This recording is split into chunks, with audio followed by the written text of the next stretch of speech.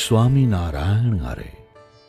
સંવંત 1876ના ફાગણવદી ત્રીજને દિવસ શ્રીજી મહારાજ શ્રી ગઢડા મધ્યે દાદા ખાચરના દરબારમાં શ્રી વાસુદેવ નારાયણના મંદિરની આગળ લીમડાના વૃક્ષની હેઠે ઓટાને વિશે ઢોલિયા ઉપર વિરાજમાન હતા ને હીરકોરનું શ્વેત ધોતિયું મસ્તકે બાંધ્યું હતું અને શ્વેત પછેડી ઓઢી હતી ને શ્વેત ખેસ પહેર્યો હતો ને કંઠમાં શ્વેત પુષ્પના હાર ધારણ કર્યા હતા ને શ્વેત પુષ્પના તોરા ભાગમાં ડાબી કોરે લટકતા હતા અને પોતાના મુખારવિંદની આગળ મુનિ તથા દેશ દેશના હરિભક્તની સભા ભરાઈને બેઠી હતી.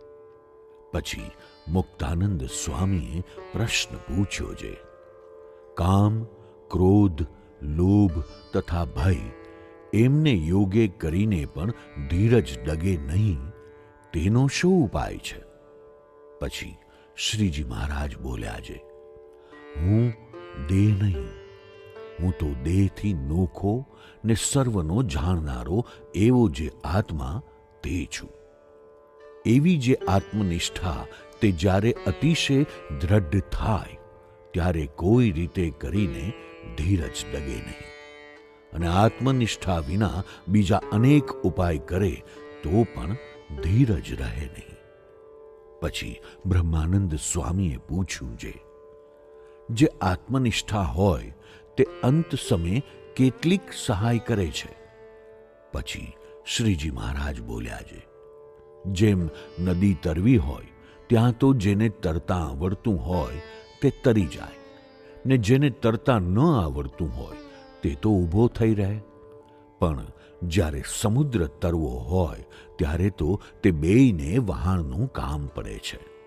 તેમ ટાઢ, તડકો, ભૂખ, તરસ, માન, અપમાન, સુખ, દુઃખ તે રૂપી જે નદી, તેને તો આત્મનિષ્ઠાવાળો હોય તે તરી જાય, પણ મૃત્યુ સમય તો સમુદ્ર જેવો છે.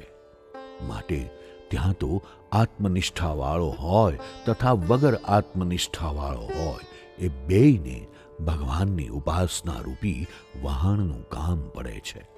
માટે અંધકાળે તો ભગવાનનો દ્રઢ આશરો હોય તે જ કામમાં આવે છે, પણ અંત સમયે આત્મનિષ્ઠા કાંઈ કામમાં આવતી નથી.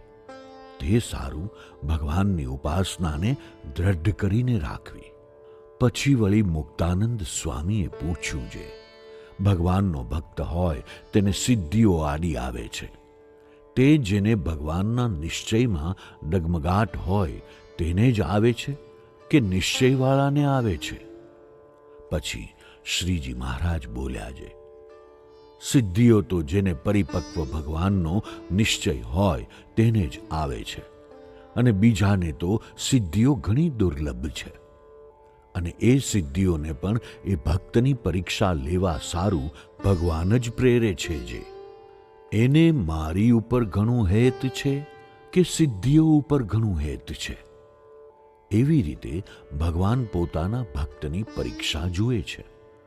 પછી જો એ પાકો ભક્ત હોય ને ભગવાન વિના બીજું કંઈ ન ઈચ્છે ને નિર્વાસનિક એવો એકાંતિક ભક્ત હોય તો ભગવાન પોતે તે ભક્તને વશ થઈ જાય છે. જેમ વામનજીએ બળીરાજાનું ત્રિલોકીનું રાજ્ય લઈ લીધું અને 14 લોકના 2 પગલાં કર્યા, અને ત્રીજા પગલાં સારું તે બળીરાજાએ પોતાનું શરીર આપ્યું, એવી રીતે શ્રદ્ધા સહિત ભગવાનને સર્વસ્વ આપ્યું.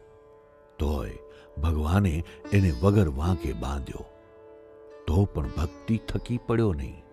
ત્યારે એવી પોતાની અનન્ય ભક્તિ જોઈને પોતે ભગવાન તે બળીના બંધનમાં આવતા હવા, અને ભગવાને તો બળીરાજાને ક્ષણ માત્ર બાંધ્યો હતો, અને ભગવાન તો એની ભક્તિરૂપી દોરીએ કરીને બંધાયા છે. તે આજ દિવસ સુધી પણ અખંડ ભગવાન બળીને દરવાજે ઊભા છે, અને બળીરાજાની દ્રષ્ટિ થકી પળ માત્ર પણ ભગવાન છેટે થતા નથી.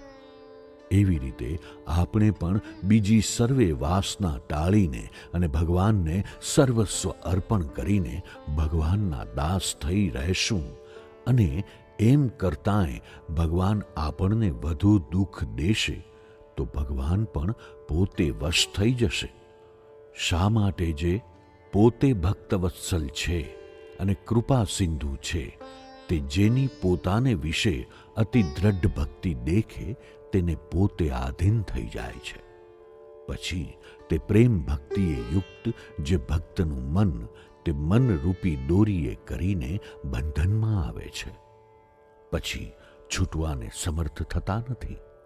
માટે જેમ જેમ ભગવાન આપણને કસણીમાં રાખે તેમ તેમ વધુ રાજી થવું જોઈએ. જે ભગવાન જેમ જેમ મને વધુ દુઃખ દેશે તેમ તેમ વધુ મારે વશ થશે અને પલ માત્ર મારાથી છેટે નહીં રહે એવું સમજીને જેમ જેમ ભગવાન અતિ કસણી દેતા જાય તેમ તેમ અતિ રાજી થવું, પણ કોઈ રીતે દુઃખ દેખીને અથવા દેહના સુખ સારું પાછો પગ ભરવો નહીં. ઇતિ વચનામૃતમ.